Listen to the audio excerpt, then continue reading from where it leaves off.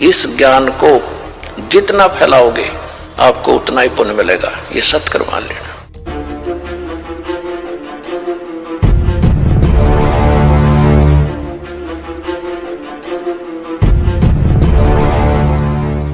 तो दास, आज आपको जो अधिकतर रोगी आते हैं, आत्मा दास की रोती है। यहाँ तो रोने का समय नहीं मिलता, एकांत में जाकर मैं देखता हूँ परमात्मा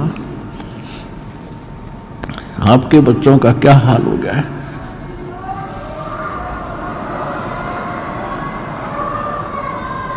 एक एक टूक को तरस रहे हैं, एक एक रोटी के लिए सारा दिन भटकते फिरते हैं, और ऊपर से एक कहर अलग से टूटे हैं इनके ऊपर। किसी को संतान नहीं, वो उसी दुख में सड़ रहा है, जल रहा है। किसी का कैंसर है, किसी को और दोष है, और एक पल का इनको पता नहीं कब क्या हो जाएगा। तो इस कारण से परमात्मा से अर्जी लगाता है दास कि दाता हम तो इसे निकम्मे हैं, और आपको ही मालूम है हम कितने कैसे अच्छे होते तो चले जाते अभी से। अच्छे भी आप बनाओगे, दृढ़ता भी आप ही लाओगे, तभी हम आगे बढ़ पाएंगे। फिर भी इतनी उसके बाद भी कोई मर्यादा ठीक नहीं रखता है और अपनी मनमानी करता है, फिर हमारी अर्ज भी फेल और भगवान भी मदद आपकी नहीं करेगी। तो सबसे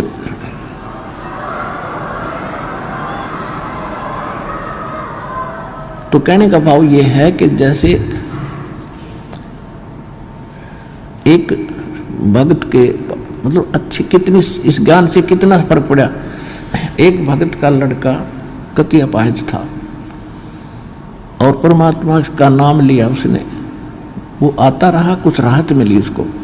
राहत मिली तो वो तब तक 1 2 4 10 12 साल भर वो आया, उसको ज्ञान समझ में आ गया और उस बच्चे को सतनाम तक प्राप्त हो गया, और फिर उसकी मृत्यु होगी। अब उस पिता को कति दुख नहीं था।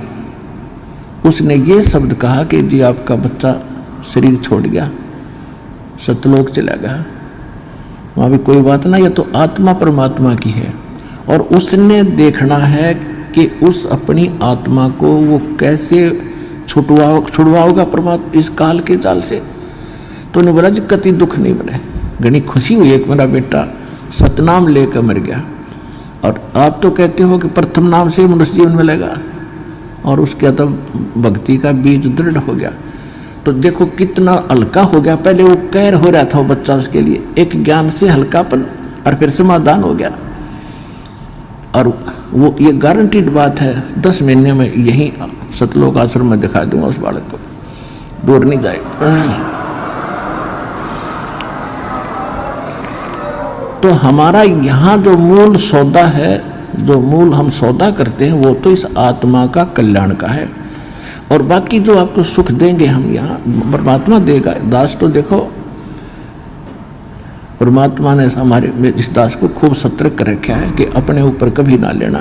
खुद भगवान ने नहीं ली। परमात्मा की एक वाणी है, सुख देता है दिए जात है, ये दाता दिन रैन, और लोग भरम मोह पे करें ताते नीचे नैन। देने वाला परमात्मा कबीर जी है, और दास को केवल एक बीच में आपका मीडिया बनाए बैठा है। और आपको आप कहते हैं गुरु रामपाल ने ये सुख कर दिया, तो उसमें दास के नैन नीचे हो जाते हैं। परमात्मा कहते हैं कि देने वाला दे रहा है और लोग भरम मुझ पे कर रहे हैं ताते नीचे नैन। कहने का भाव ये है, देखो करेगा तो इस दास के माध्यम से। इस दास को ये समझ लो एक सिरिंज है इंजेक्शन लाने वाली, और यह ओके सिरिंजर बढ़िया नीडल है, इसमें दवाई है भगवान, और लगेगी रामपाल के आशीर्वाद के माध्यम से यह दवाई भगवान वाली जाएगी ऐसे।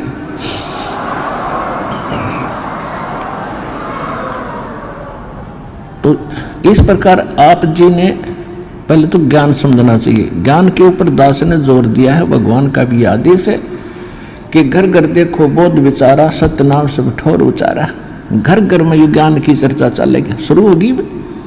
जिस घर में आप जाओगे जाते भगवान के अतिरिक्त कोई चर्चा नहीं सारे दिन, ना तन में कोई ताश बत खेला करता, कोई इधर उधर की गप्पे मारा करता, फलाने ने ऐसे कर दिया, धकड़े ने ऐसे कर दिया, ये गप्पे मारा करते घर बैठ के। आज हमें फर्स्ट टाइम है कोई, या तो सुबह का नित्यनेम, दोपहर की रामायणी, शाम की आरती, बीच में मंत्र, हमें इतना बड़ा सिलेबस दे दिया। हमने बकवाद करने का समय को नहीं, और समय मिलता है तो मालिक की चर्चा ही करते और कराते हैं।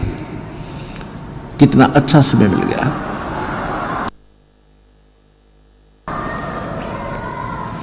तो कहने का भाव ये है कि पहले इस ज्ञान को समझो और ज्ञान समझ के फिर भक्ति शुरू करो। चाहे कितना भयंकर रोग है, भगवान परमात्मा ने प्रसन्न कर लो। वो कैसे प्रसन्न होगा? जिस दिन वो प्रसन्न हो गया, वो तो सोने कैसी काया बना दे जीव की। एक सेकंड में, एक बार 350-360 के लगभग कोड़ी थे, कोड़ी।